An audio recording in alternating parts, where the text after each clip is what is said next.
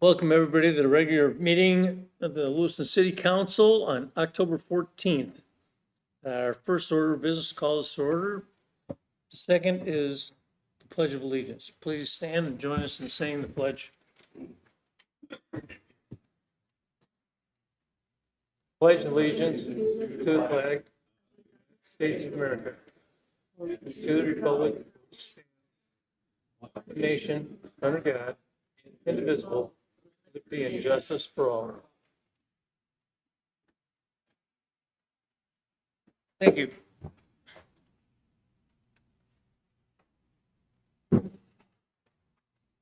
Our next order of business would be citizen comments. It's an opportunity for citizens to address the council on agenda items or other items they wish to bring to the attention of the council. And citizens are encouraged to discuss operational issues in advance with the mayor. In consideration of others wishing to speak, limit your remarks to 3 minutes. Do we have any citizen comments this evening?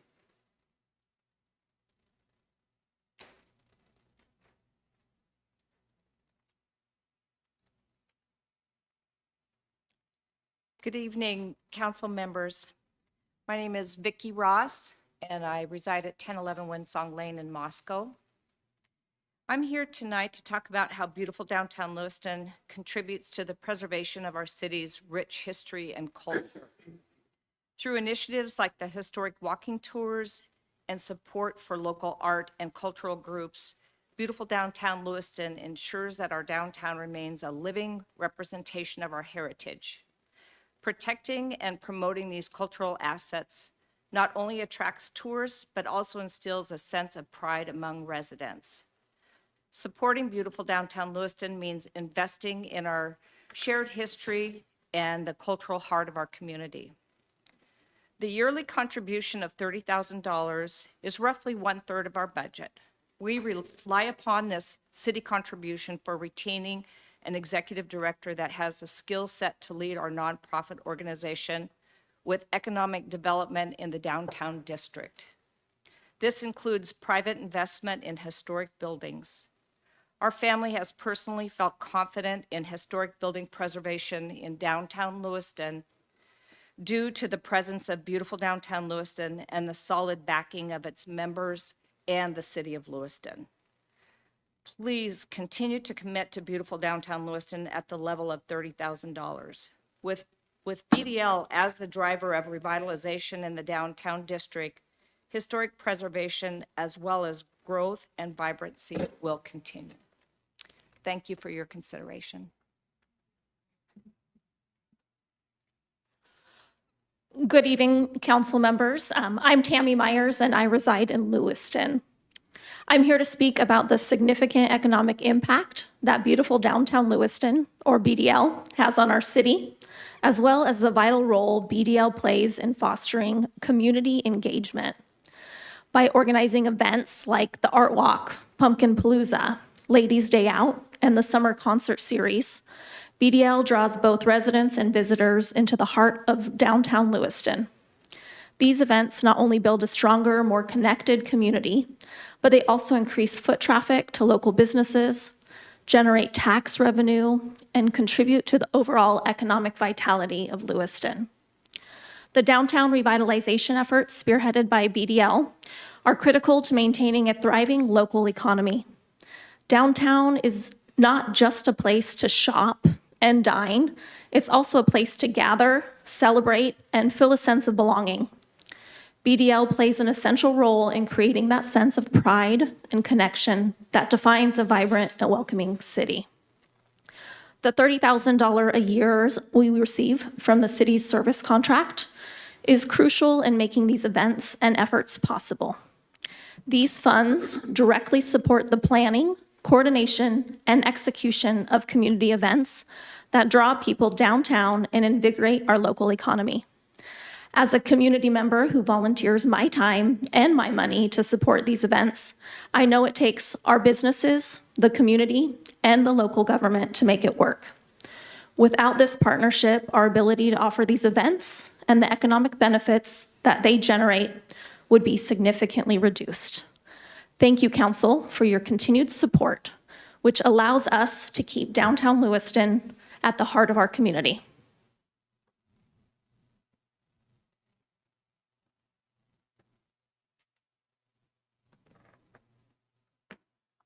Good afternoon, City Council.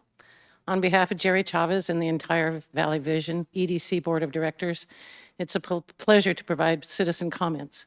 My name is Sue Brown, and the Valley Vision EDC office is located at 313 D Street, Suite 201 in Lewiston. Valley Vision EDC is always excited to provide a report on our progress in implementing our first ever strategic plan. We did that at your September 23rd, 2024 City Council meeting. While economic development is a long-term strategy, we've already achieved several significant short-term wins.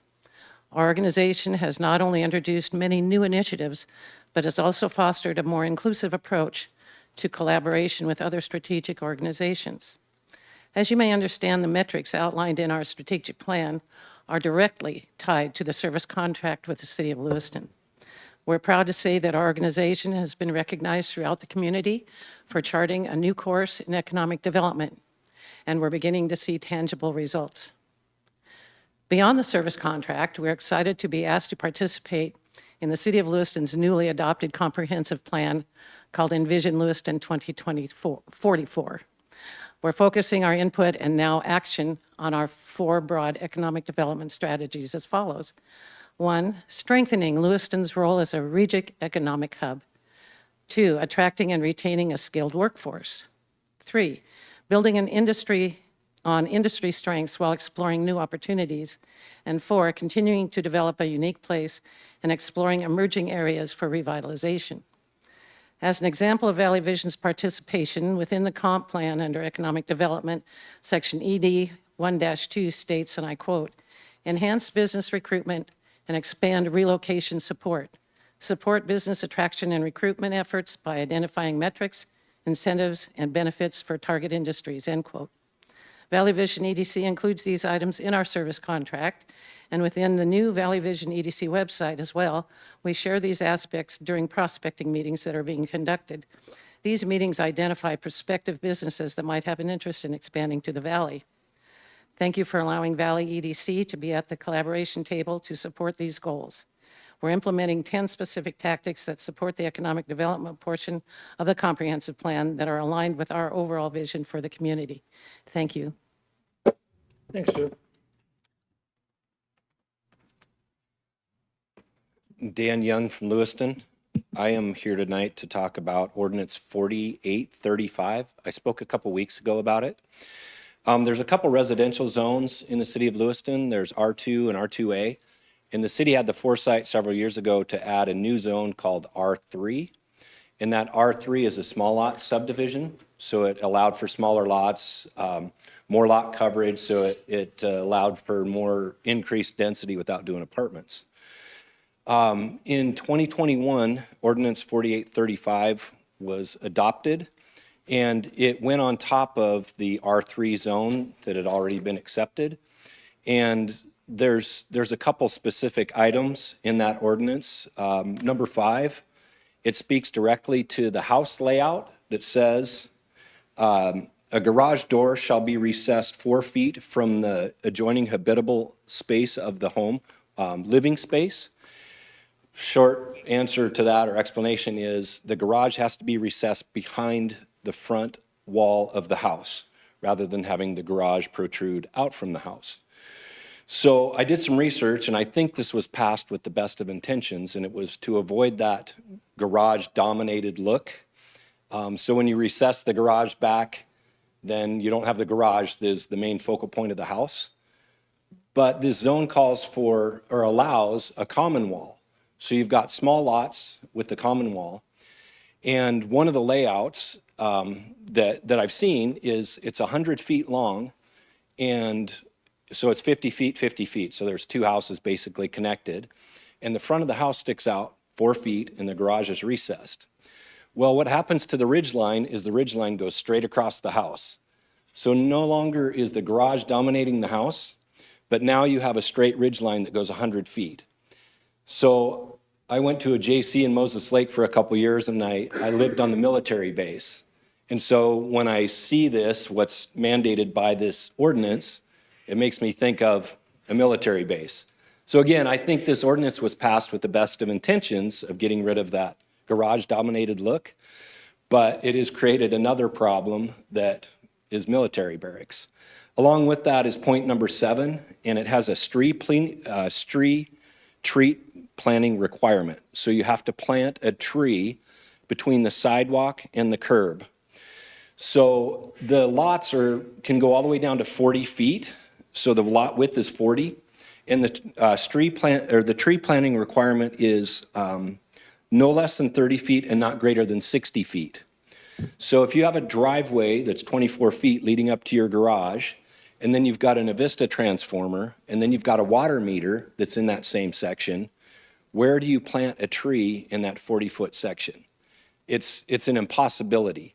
So again, I think this ordinance was passed with the best of intentions. I would just solicit the council to please review this and help me take action in getting these items removed from ordinance 4835. Thanks. Thanks, Sam.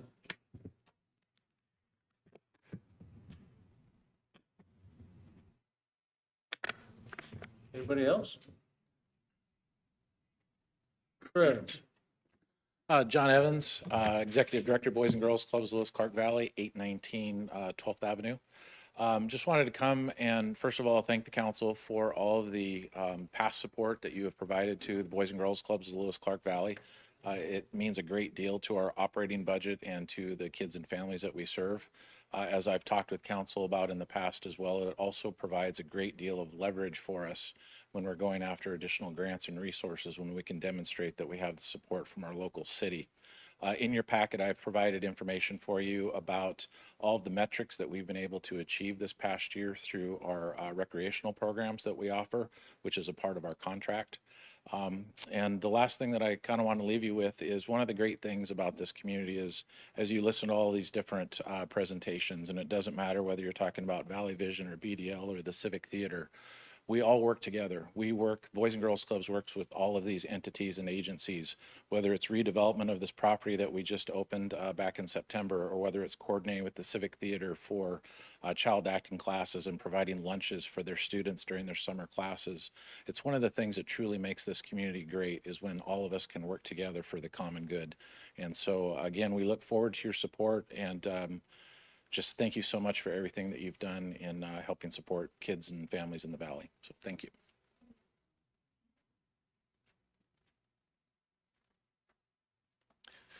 Good evening. I'm Eric Justice, Board President for the Lewiston Civic Theater. I reside in Clarkston.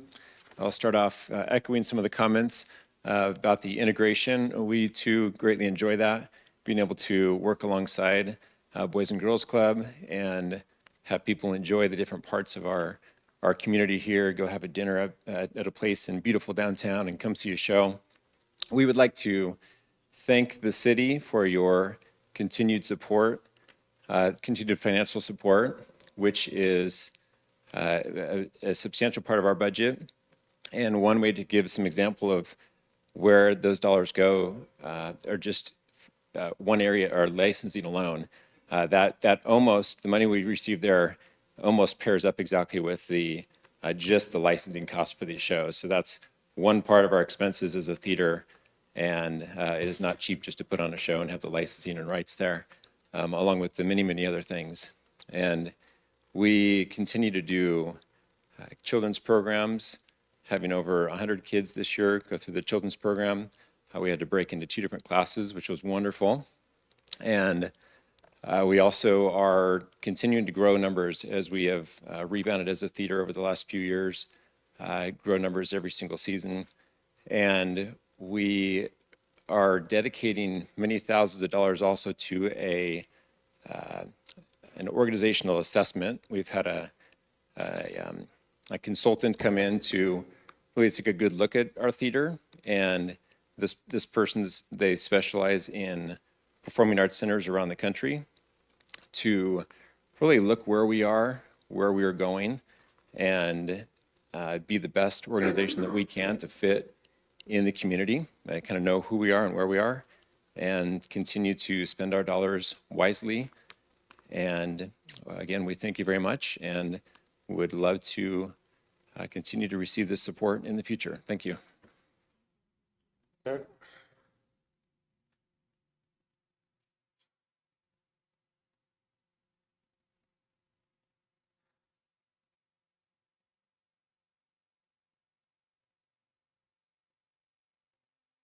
Comments?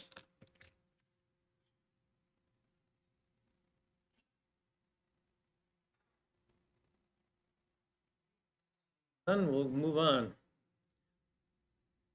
Presentations. First up, or the only up, monthly financial report.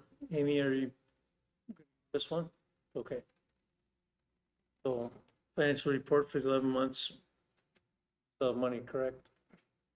Thank you. We'll go ahead and move on to the consent agenda.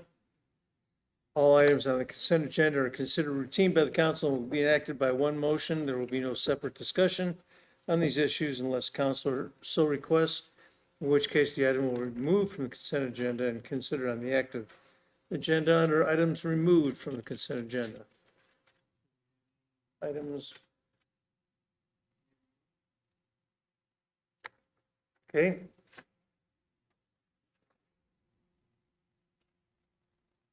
So, for a motion to approve the consent agenda.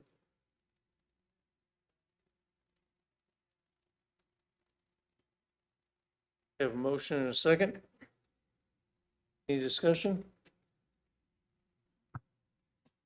All in favor? Oh, roll call. Council President Kleber, Aye. Councilor Schroeder, Councilor Forsman, Councilor Klein. Aye. Councilor Spiegelmeier. Aye.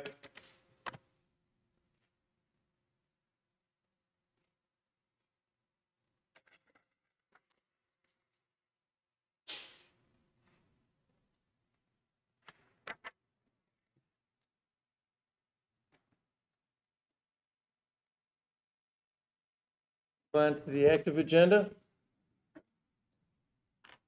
This is the fiscal year 25 services agreement with Valley Vision Inc. Considering approval of the fiscal year 2025 services agreement between the city of Lewiston and Valley Vision Incorporated. This is an action item.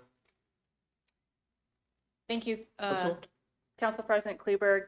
Jennifer Tangano, City Attorney. I just wanted to take a quick moment to speak about all 4 of the services agreements that are being presented before you as just a general primer for your considerations. Typically, in years past, the city would fill in the amount that will be funded for each service provider, that being Valley Vision Incorporated, Boys and Girls Club of the Lewis Clark Valley Incorporated, Lewiston Civic Theater Incorporated, and Beautiful Downtown Lewiston Revitalization Corporation. And those historical amounts is that in years past, Valley Vision has received $40,000. Boys and Girls Club of the Lewis Clark Valley received $18,000. And both the Lewiston Civic Theater Incorporated and Beautiful Downtown Lewiston Revitalization Corporation each received $30,000. This year, as a part of adopting the fiscal year 2025 budget, only $88,000 was allocated specifically to our service agreements. As a result, you do have several options when it comes down to determining how much you would like to fund each service provider. Those options include equally distributing the $88,000 between all 4 service providers. That would ultimately reduce some amounts given to some of the service providers and increase the amount given to another one. You could selectively fund the service providers. So you could fund some of them and exclude others based on any specific criteria on past service contracts, performance, the level of service being received, or any other factors that you determine to be relevant. You can fund all service providers at the amounts that they have historically received. In order to do that, you would have to utilize council contingency funds to cover the remaining $30,000 difference. Or you can adjust the distribution of the funding amounts between the 4 service providers to either fit within the $88,000 So you can do a not equal distribution, but increase or decrease amounts provided while staying within that $88,000. Or you could increase some or decrease others and include council contingency funds to cover any excess over the 88,000. Or you could use any other distribution approach that you wish and see fit as it comes down to funding this, with the constraints that you have to stay within the allocated budget for the service providers and your council contingency amounts. There would not be another fund that you could potentially fund it from, because that money is already earmarked for other projects and reasons. In addition, this year, the city has proposed a different funding agreement. In the past, the city has traditionally funded the contracts in full upon approval of the contracts, or, there was not a specific schedule determined, so it allowed for the option of the funding to be in full. This year, the city has proposed amendments to all 4 contracts that provides a 25% payment upon approval of the agreement. So that would allow the service providers to receive 25% of any funded amount after execution of these agreements. They would receive a subsequent payment of 50% to be made upon submission and approval of satisfactory progress reports and/or financial statements demonstrating the appropriate use of the city funds, and a final 25% distribution upon submission and approval of their written report that is due in June of each of the following year. So June 2026 is when those reports are due. Additionally, the city has gone through and revised some of the contracted services to better align with current projections. Valley Vision was the only one that provided an alternate Article 1 as far as the metrics and services to be provided. So as a part of their contract, you would want to also consider whether or not you want to accept their proposed changes towards those service metrics changes. All the other service providers did not provide an alternate Article 1, I guess you could say. They didn't provide any other revisions to the contract other than what the city itself proposed. So presumably those are accepted at this point. And I stand for questions if you have any, and I will stand up here if you have questions for each agreement that you may have.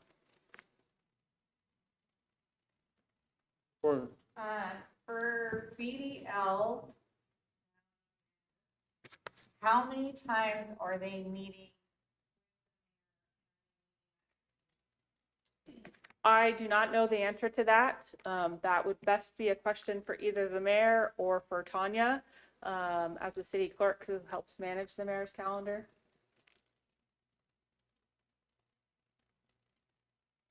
Tanya Rocky, city clerk.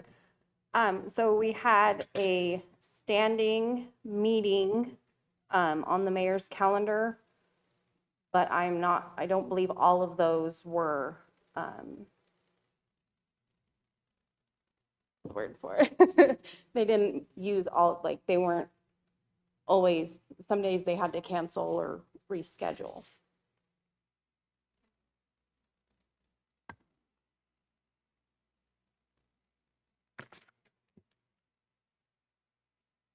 Counselor Spickmeyer.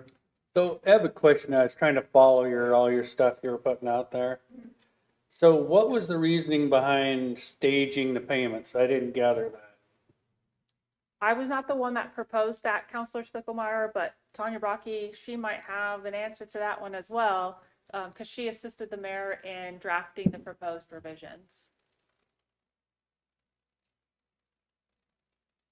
So we broke it down into payments so that they had certain milestones to meet rather than right after approval of the agreement, drawing down all of the funds.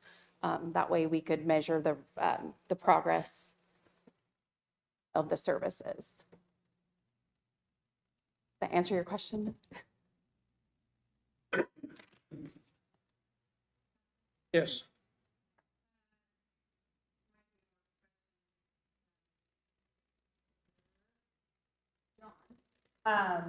How long have they got? The Boys and Girls Club gets $18,000. How long have you provided that amount to them? You know, I don't know that off the top of my head. I know the last couple of contract years, that's the amount that we've provided it. So at least several years. Ask the question to John. I don't see why not at this point. So, is that amount, if you're kind of on the lower end of all these contracts, is that amount then suffice enough? Or do you feel that there is more that could be used to provide even more services? Well, in a $4.2 million budget, we could certainly always use more. The amount, it increased, I believe it was 2 years ago. It used to be 17,000 and it increased to 18. And I think prior to that, it had been 15 for a long period of time. So although it's increased a little bit in the last 3 to 5 years, it's been historically between that $15,000 to $18,000 amount for as long as I can remember. I would say at least the last 10 years. And at the same time, our budget has incrementally grown as not only have we expanded capacities and services, but just the cost of doing business.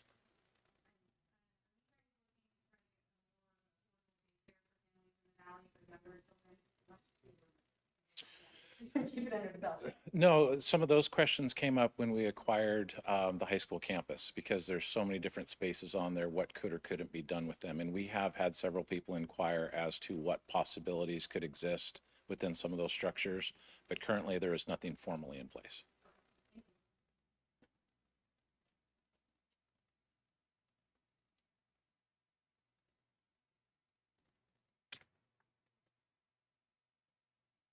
Well, council, doing some simple math, and we divided it all by 4. We have 4 groups, at 22,000 each. Looking at the original agreements, at 40 Valley Vision, 18 for Boys and Girls Club, 30 to Civic Theater, and 30 to BDL. Whereas council has advised they're up this, pay them all equal.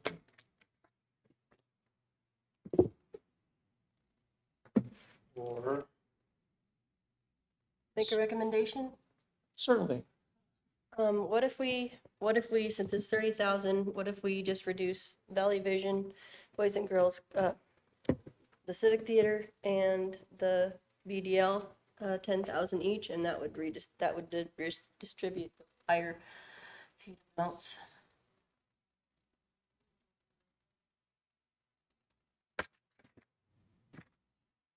that in the form of a motion.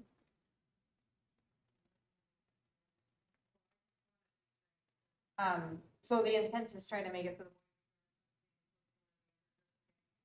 Yeah, and just making it so that, because we have to reduce it by 30,000, otherwise we have to pull out of other funds to meet it. And so if we reduce the ones that are getting paid more, then it kind of.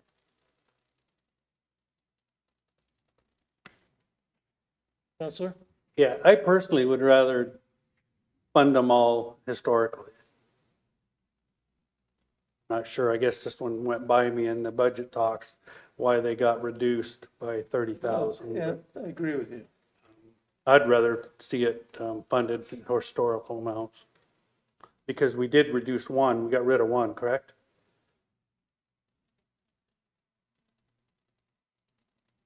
Counselor Spickelmeyer, to answer that question, as far as whether or not you got rid of one, while the budget is proposed by line item, the budget as a whole is approved by fund.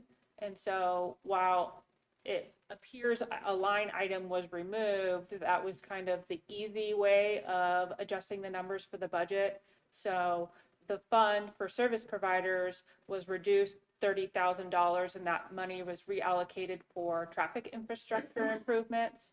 And so while it may appear that a particular line item was removed, in practice, those line item amounts can be distributed as the council sees fit.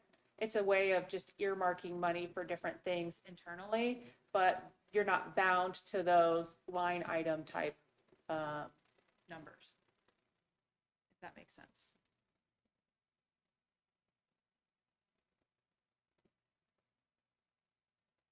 So if we went along that line to keep historical funding, this actually impacts the legislative budget. Is that correct?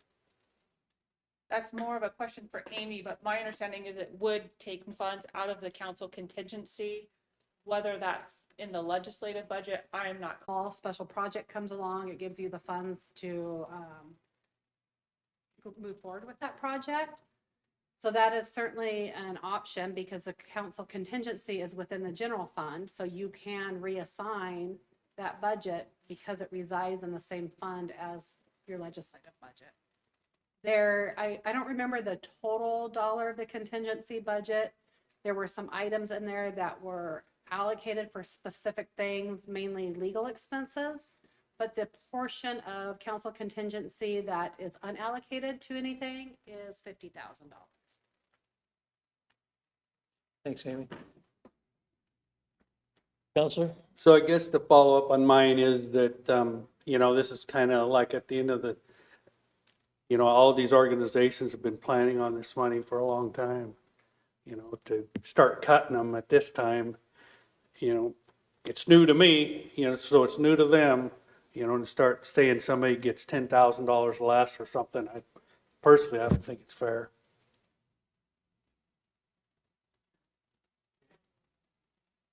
Yes.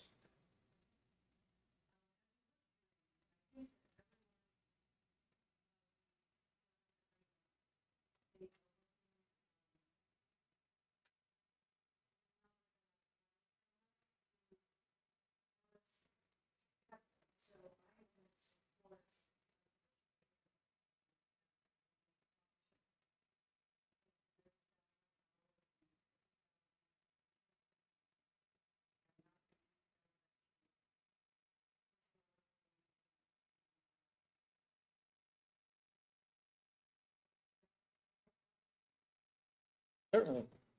Well, it's Counselor Schroeder, sorry. Each contract has to be considered separately, so you can discuss that now, and when we address each contract, you can, when you determine the amount that you ultimately allocate for that particular contract, which is a majority vote by voice, and then you approve the service agreement as amended. And that's by a roll call vote. I can say Can you that repeat again. that, please? Thank you.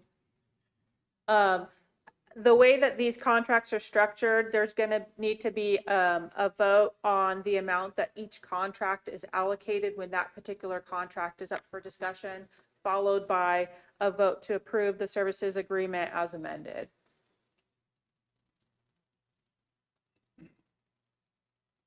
So right now, I believe we're on Valley Vision's service contract. Correct. And then as we go through each one, we can add in those amounts.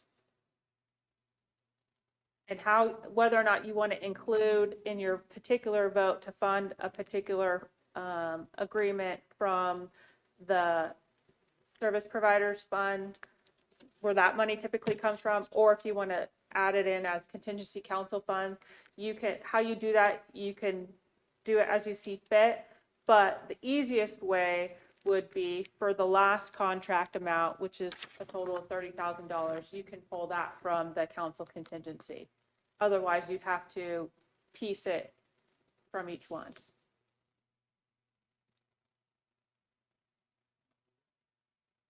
Want to make sure.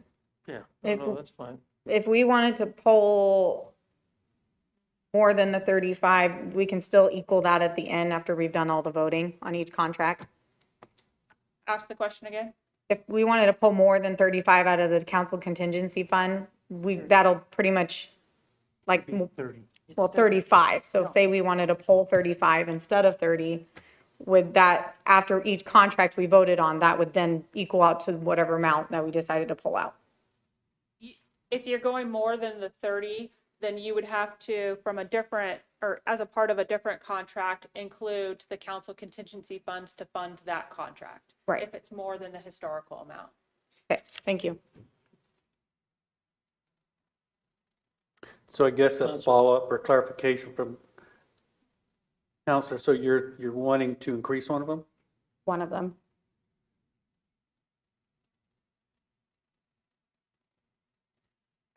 And again, I do want to remind the counselors too, that the services provided this year are different.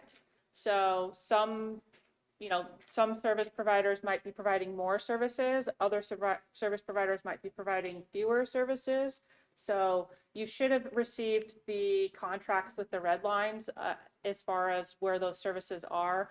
That's in Article 1 of each contract, and you can review that as a part of your considerations for keeping at historical amounts, increasing or decreasing any amounts for each service provider.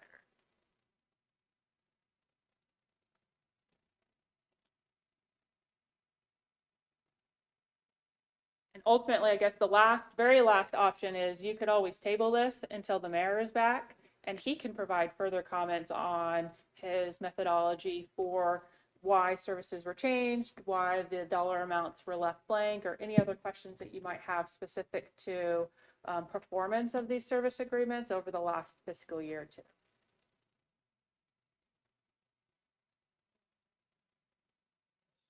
I move, just on the simple fact that I don't think I understood all of this going in, and the mayor is not here. And I think I would like to have us table this until he returns.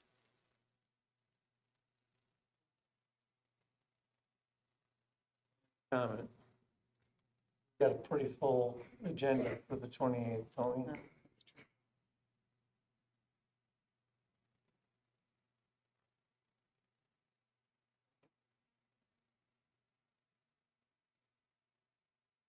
Also, if the council wishes, you do have the option of scheduling a special meeting to address that once the mayor is back as well, depending on schedule availability of all the council members. Sure.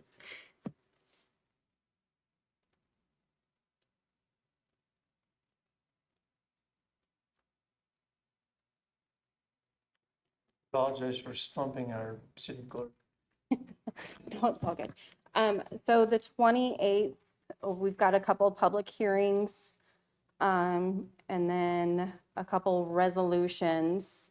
But depending on whether those items are ready to go, we can't say for sure exactly how big your agenda is going to be.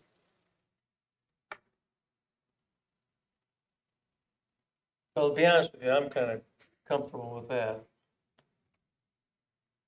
Having the mayor here and Councilor Lidkey.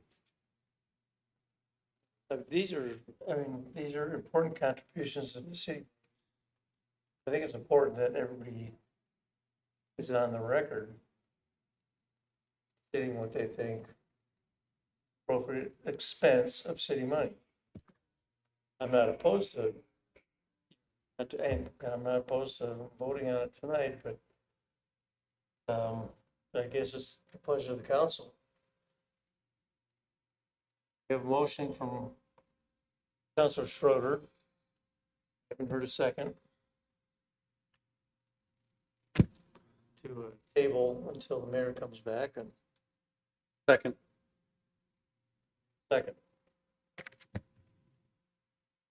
You understand the motion in a second?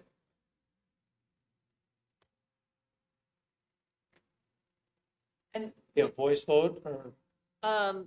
yes, that would be a voice vote, but I would also just like to note too, for everyone's knowledge, this is a legislative matter.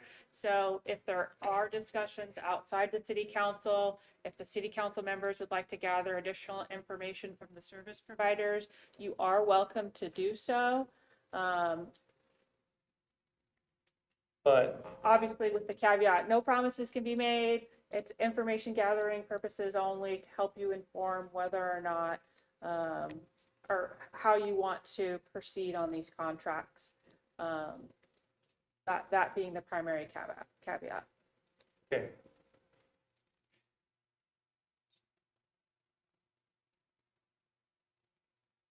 Any further comment?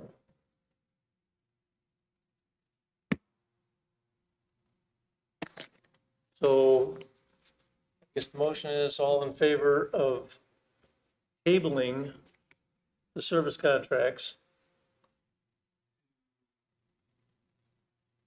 10/28. Is that correct? That would be the next regularly scheduled council meeting. All in favor, say aye. Aye. Aye. Aye. Opposed? Okay, that motion carries. Thanks, Jennifer. Thank you.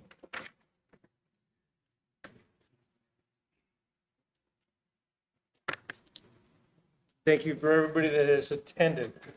Thank you. Appreciate it. I'm sorry, I just wanted to know, I was just informed the mayor is not here on the 28th council meeting, so. All right, I will sit down and talk with the mayor at some, Can we make a meeting now to do a special meeting? can we make a motion to make a special meeting? You could, if you would like to do that, and then coordinate with the city clerk to schedule that. So I just make a motion? Yes. I make a motion to assign a special meeting for BDL, Boys and Girls Club, Valley Vision, and Civic Theater contracts. Second. Second, sorry. We have a motion and a second.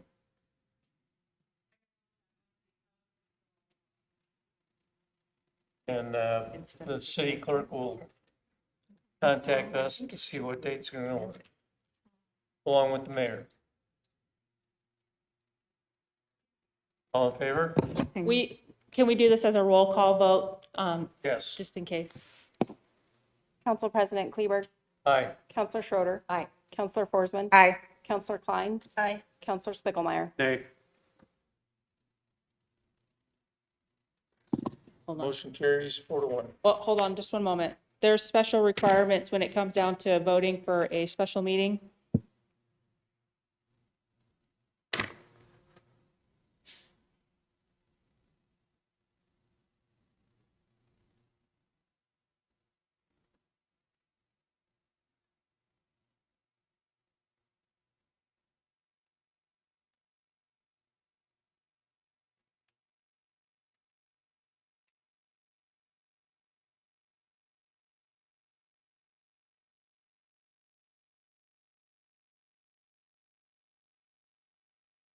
So it requires a 1/2 plus 1 vote, and with 4 votes in favor, it would pass.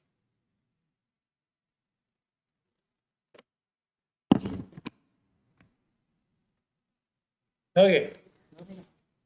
We'll go ahead and move on to agenda item E.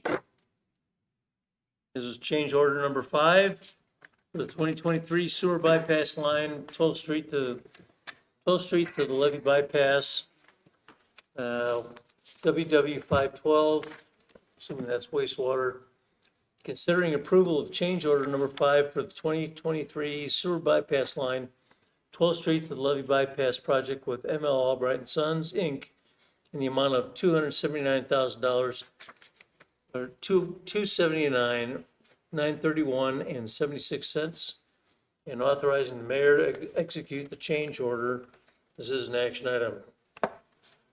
Director Johnson. Good evening, City Council. Public Works Director Dustin Johnson in front of you tonight to talk about that change order that you just outlined. I'm going to do my best to kind of give you a history lesson of how we got to where we're at today, so you have as much information as you need to make this decision tonight. Generally, if you remember, the city of Lewiston has been putting a lot of emphasis on addressing some of our deficiencies in our infrastructure downtown. And to give you just, we've been talking a lot about water and Main Street reconstruction, but as part of that conversation is the sewer line. So generally, wastewater flows down to Main Street from the east and from the west. And so The line that goes in front of the courthouse, which is what was being worked on, is a 36-inch line going east to west. It is extremely deep line and extremely full line. And so what we decided was a best approach was to try and bypass this sewer line. So at this point, where this improvement was made, we could bypass that line and send it straight north through the railroad tracks and into a future constructed sewer line that would run on the bypass, highway bypass. So we're talking about a sewer bypass that will run on the highway bypass. This line would relieve all of the surge capacity that's running through the main street, and then we could analyze and look at the flows in that line and hopefully not have to replace all of this, because as we're finding, working 20 feet down within this sewer line is very cost prohibitive. So the change order that's in front of you tonight is broken down essentially into 4 components. One is the boring obstruction. So when they went underneath the train tracks, they had some large cobble that the boring machine couldn't get through, so they had to move it by hand. Then the next 2 components were kind of hand in hand.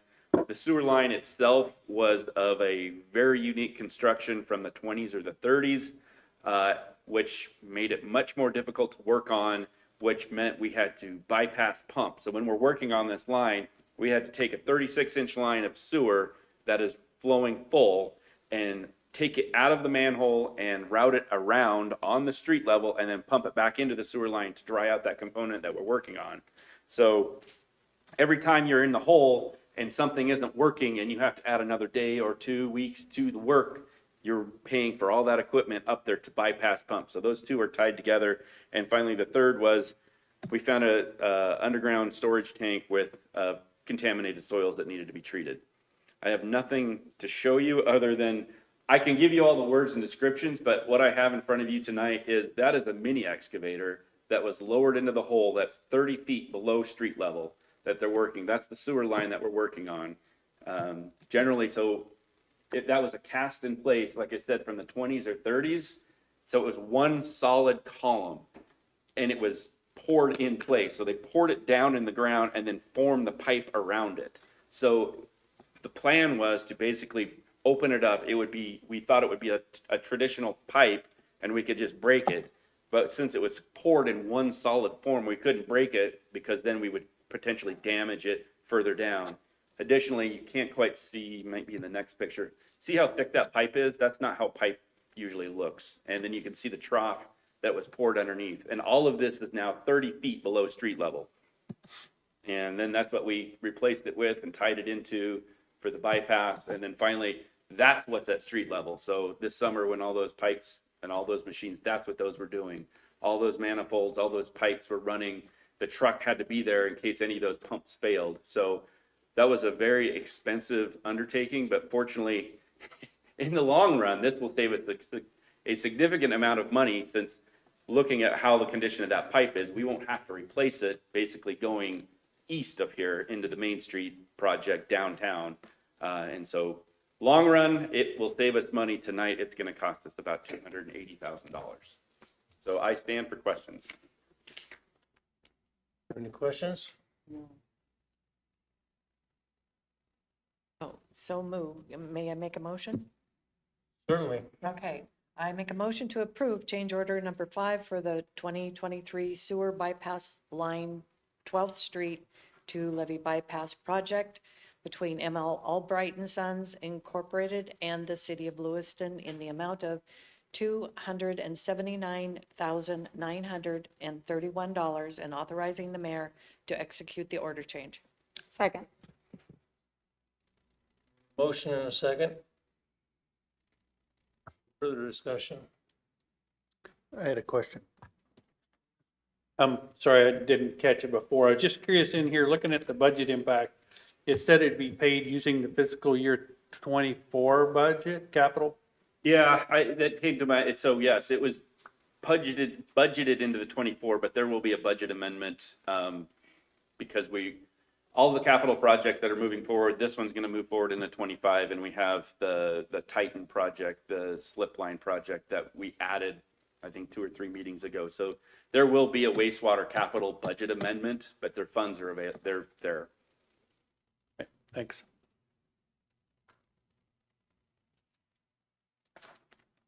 Okay, Council President Kleberg, aye. Counselor Schroeder, Aye. Counselor Forsman, Aye. Counselor Klein, Aye. Counselor Spiegelmeier. Aye. Okay, motion passes. On to the Sourcewell purchase. Mower, considering approving the purchase of one Toro mower through Sourcewell contract 031121-TCC from Turf Star Western for a total amount of $166,892.22, and authorize staff to move forward with the purchase of the mower. An action item. Equipment Services Manager, Ron. Take it away. Yeah, this is a replacement of a 2014 groundskeeper mower that we use in conjunction with the one that we had purchased last year to take care of all of our parks facilities. This mower has become to the end of its life. It's beyond the recommended hours right now, and by the time we receive it, it'll have another 1,000 hours beyond recommendation. And as you know, as things get more wear and tear on them, they just cost more to replace or repair them and stuff. So I propose that we can replace it this year. And we have been setting budget or funds aside to take care of this. Okay. Have any questions? Council President, Yes. I saw that they will not have it until, is it next year? When they Yes. actually probably will deliver it? Yes. And that the cost may be different by the time of delivery? Yes, and we run into this same thing on the one that we had just replaced, and they were right within budget. They weren't over the 10% Okay. at all. And then I think you went with 3 different sources that you tried to get a mower through? And are those the only ones that we really have to reach out to? Yes, none of the other manufacturers, John Deere, and we don't have Jacobs anymore in this area. But Toro does, I mean, John Deere doesn't offer a mower of this size. Okay, thank you. On that, so it said that John Deere's mower was 4 feet shorter. Would that be a huge deal? What's the price difference on that one? It's, price-wise, it was pretty close. I want to say it was within a few $1,000s difference, like $10,000 difference. But the problem it runs into is how much more that mower has to work to do the same job. Because they're mowing several hundred acres. And so, 10 feet's a lot, or 4 feet. It just makes their runtime a lot longer. And they're trying to get everything done week at a time. And that cuts into that, because right now that 16-foot mower, he's working right up to till his day off to get completed with all the parks. On that too, what about dependability? As far as John Deere versus Toro, it seems like we've had a lot of breakdowns with our mower as it is. And if we're just replacing Toro with Toro, then are we creating the same problem? We do have John Deere trim mowers. We have 4 of them. They're used throughout the parks to do finish work, as well as some of the harder to get areas, as well as that's all that is used down at the cemetery. And a lot of it is operation and the type of conditions where they're used in, but they have just as much issues. It isn't like, one stands out over the other.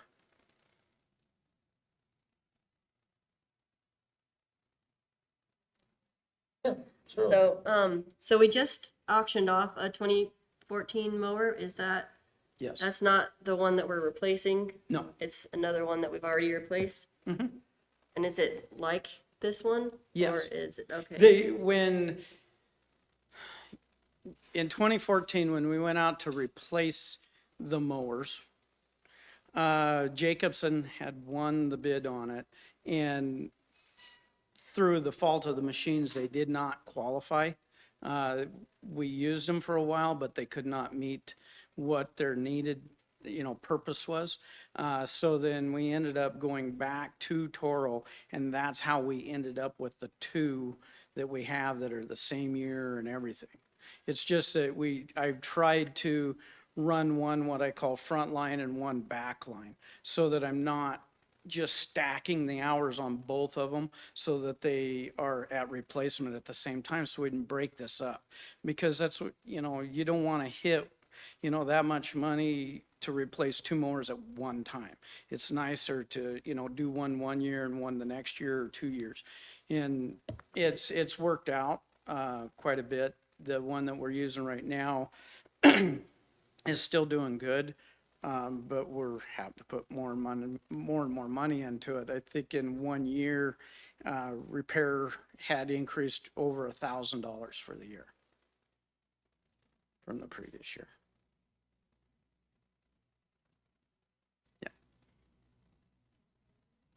Yes, I'd like to make a motion.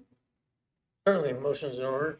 I move to approve the purchase of the one Toro mower per source well contract number 031121, Tom Charlie from the Turf Star Western in the amount of $166,892.22 and authorizing the city staff to proceed with the purchase of the mower. We have a motion. And a second? Second. Motion and a second. Further discussion. I'll just throw this out real quick. I know these mowers are not inexpensive, but they cut a lot of lawn. We have a lot of lawn that needs to be cut.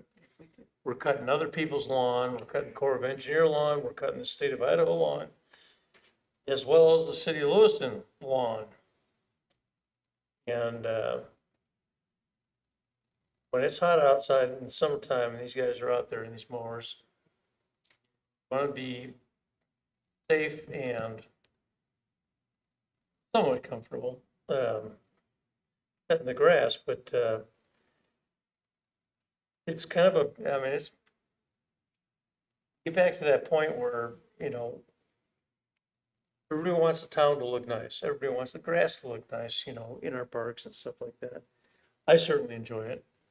I think it's a good look when people come rolling into town to see a nice mowed lawn right there at Locomotive Park, which doesn't belong to the city, by the way. It belongs to the state. But we cut it. And the entrance into town on the other side of the bridge, so I'm in support of it. Councilman, Yes. just a comment. Yeah, I'm not super fan of the fact that you basically are not knowing the exact final price until you get it, but it sounds like from all the research that was done and the amount of options that we need and the vendors that we don't have a lot of options there. And I don't want to get stuck where we just don't have one at all. And also to Councilor Kleberg's point is that when people come into our city and they're looking at, do I want to have a business here, or do I want to move my kids here, or do I'm a doctor and I'm looking to come to this valley. We want to represent ourselves well. And if we have dying grass or garbage or anything like that, it's going to affect that. So I think it's important that we keep up appearances, and also for the taxpayers that they see this beautiful town that they get to enjoy. And so hopefully, and obviously safety reasons. So I am in support of it for those reasons as well.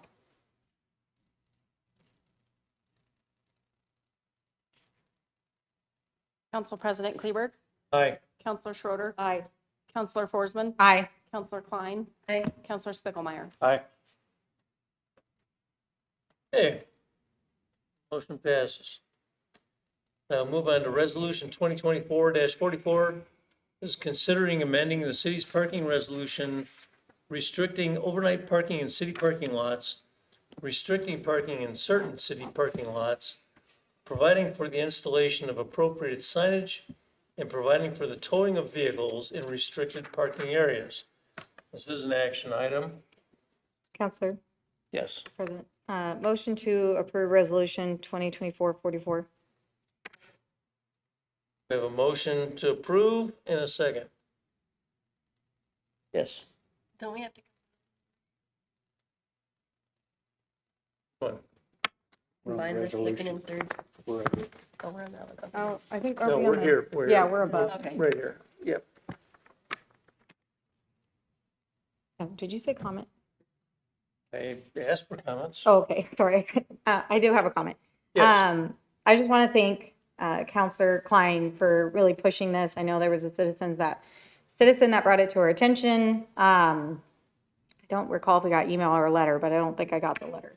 But I appreciate her pushing this and making sure that we have this comments to an importance and that it's coming to fruition, because I think it's important for people's safety and also just the overall look of the valley. So that's why I'm in support of it. Thank you. Yeah, well, you too, yes. Kudos to you as well. Council President Kleberg, Aye. Counselor Schroeder, Aye. Counselor Forsman. Aye. Counselor Klein, Aye. Counselor Spiegelmeier. Aye. Okay, motion carries. Now we'll move on to ordinances. That was fine. And this is the first reading, ordinance 4927, inserting and enacting section 36-39 relating to approved connections to the city water supply for potable use. Action item, Public Works Director Johnson. Good evening, City Council. Dustin Johnson, Public Works Director. If you recall, last week I was in front of you at the work session talking about lead-free Lewiston, that we're working towards to be in compliance with the lead and copper rules handed down from the federal government. So this is just part of the housekeeping. Basically, what this ordinance does is clearly identify what service line is intended for potable use. Because we need to identify all those potable service lines. So it basically, if it's not metered, if it's a fire service line, if it's abandoned, I think those are the main provisions to catch on. But that's what this is for, is to basically clearly delineate which service lines are for potable so we can get that in our inventory. And the notices have been going out to everybody? They should have went out last week. I have not touched base with utility billing to hear if we've gotten any phone calls, but we're actively ramping up our efforts to get people to help us identify those service lines. Okay, great. Motion? Yes, please. Motion to approve the first reading of ordinance number 4927. Second. Motion's been approved and seconded. Is there any further discussion?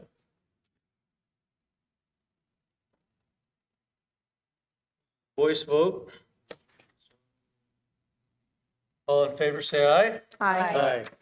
Opposed? Motion carries. Approving the first reading of ordinance 4927, an ordinance of the city of Lewiston enacting section 36-39 relating to approved connections to the city water supply for potable use and providing an effective date. Fine.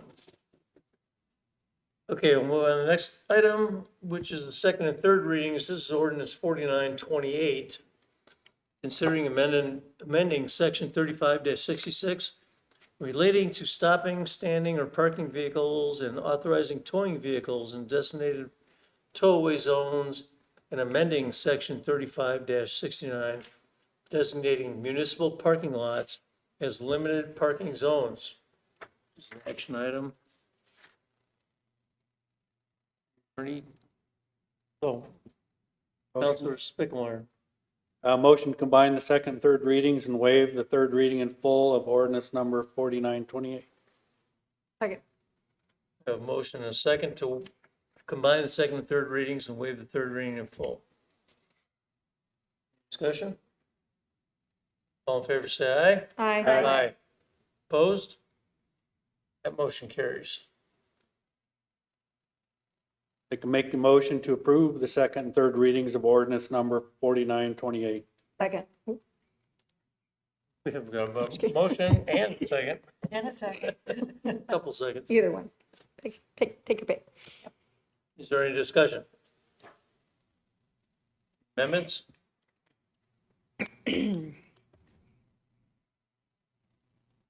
Also a voice vote, so all in favor, say aye. Aye. Aye.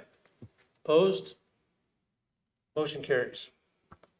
Approving the second and third readings of ordinance 4928, an ordinance of the city of Lewiston amending section 35-66 relating to stopping, standing, or parking vehicles and authorizing towing vehicles in designated tow-away zones, amending section 35-69 designating municipal parking lots as limited parking zones and providing an effective date. Thank you.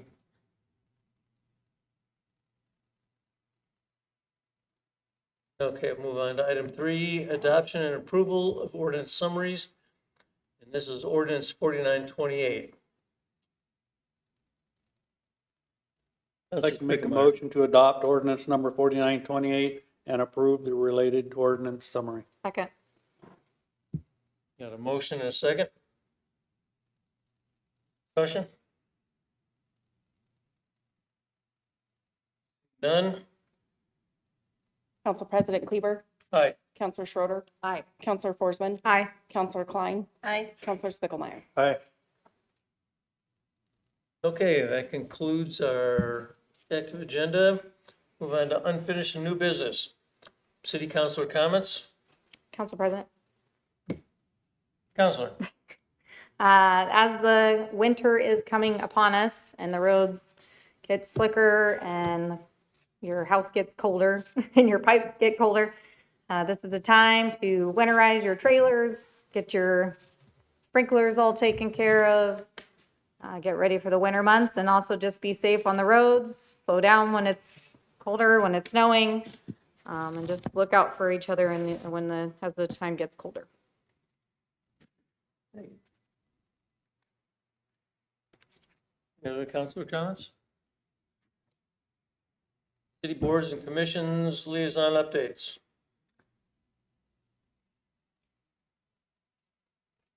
I was unable to attend the URA meeting on Tuesday.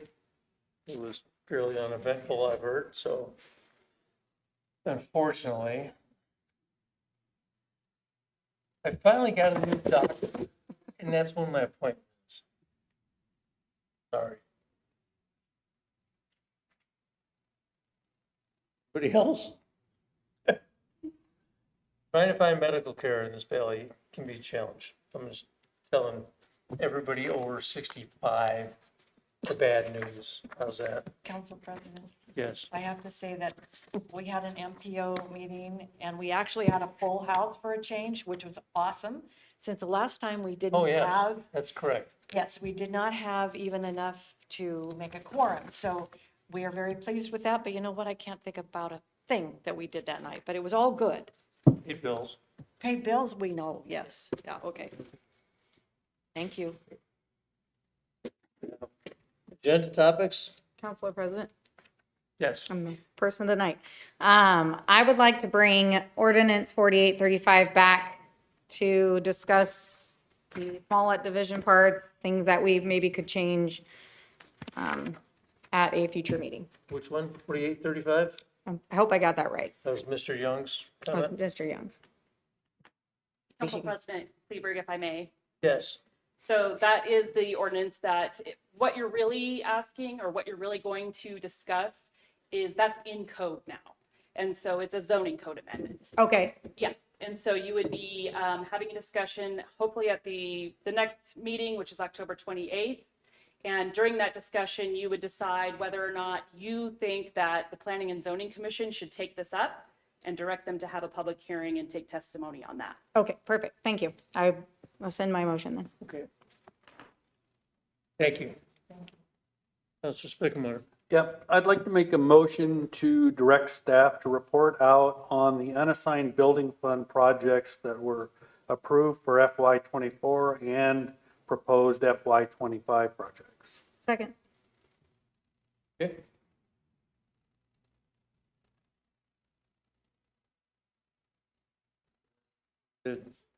2024 and 2025? Yeah. I don't think I was trying to look back to see if all the ones that we had approved, if we had gotten reports of the completion of them, so. Do we have a motion and a second? All in favor? Aye. Aye. Okay. That about wraps her up. Council President Kleberg, Yes. to clarify, did Counselor Forsman not wish to bring that to the city council's discussion as Oh. far as the small lot development? Or did she wish for it to be added to the October 28th agenda for discussion about whether or not to direct the Planning and Zoning Commission to have a public hearing on the zoning code amendment? 28th, or do you want to do it at work session? Was it not already there? I guess I'm confused. I was thinking it was already on there. No, we need you to actually direct us to add it. Oh, I'm for the sorry. 28th. Totally misunderstood. My bad. Yes, that would be great. So how do you want me to say that again? To direct. Okay, I would like to direct staff to bring it to the planning and zoning for a public hearing. You're setting a future agenda topic for October 28th for discussion of the council to discuss whether or not you want to direct the Oh, okay. the Planning Thank and you. Zoning Commission Goodness to have that Okay. public hearing. Okay, That's let your me try motion? this again. Oh, yeah. I make a motion to bring at the October 28th meeting, the ordinance 4835, to discuss whether we want to direct the ordinance to go to, no, it's not ordinance? Gosh dang. I think your write this motion down. might be to set an agenda item on October 28th Agenda item. Okay. for the council to discuss possible zoning code amendments to small lot development and possibly direct the Planning and Zoning Commission to have a public hearing to receive testimony on that. I make a motion to set on the agenda for October 28th, possibly to direct staff to go over coding amendments and possibly direct to planning and zoning. Is that close enough? Public hearing. Public hearing? Or do I still need to? She was talking so fast, I didn't get a chance right now. Oh, If anybody else has. I think she's got the gist of it. Okay. Yeah, there's been enough of the discussion. Yes. You all know what I want. Now it just depends if they want it. So that was the motion, and so if you want to put it on the 28th, we need a second. Second? Yes. Okay, we have a second? Okay. Discussion? All in favor, say Aye. aye. Aye. Sorry, guys. Opposed?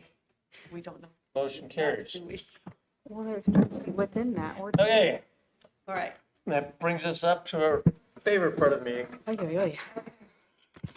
I make a motion that we adjourn. Second. Motion to adjourn. Got a second? Second. Okay, Hallelujah. all in favor? Aye. Aye. Thank you very much, people. Oh, thank you. The ones that- Appreciate it.